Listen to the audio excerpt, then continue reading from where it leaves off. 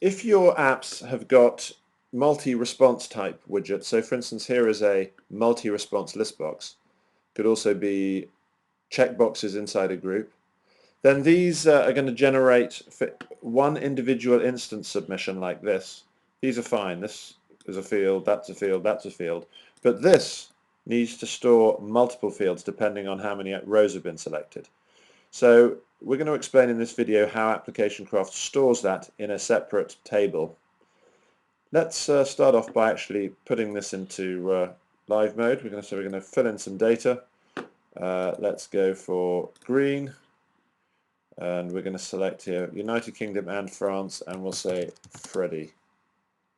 We'll hit save,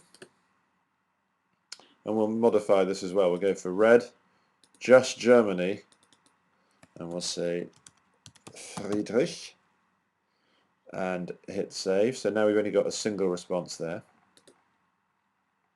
Okay, now let's go out and see how that data is stored. We're going to define a query to access that as well.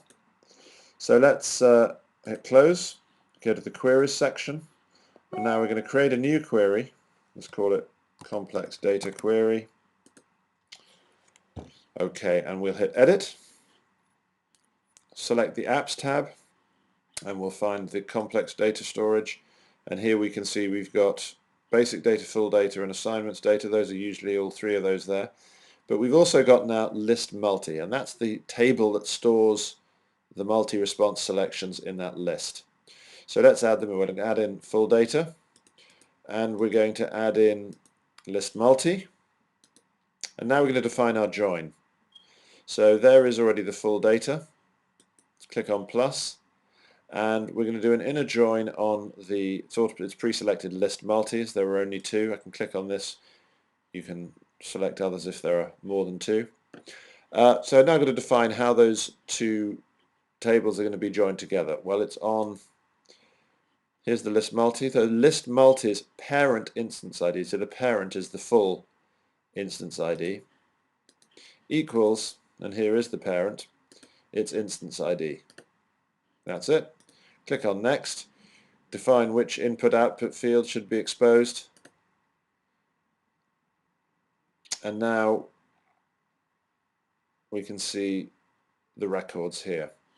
So there are three entries. If you remember, we stored two for Freddie, United Kingdom and France, I think it was, and Friedrich was Germany. So let's just scroll across, and we'll see the top one is Friedrich, and we would expect to see, there's Germany, and the next two are France and United Kingdom. And you can see in fact how the list is storing both the country label and its select value. So that's how we define and query complex widgets.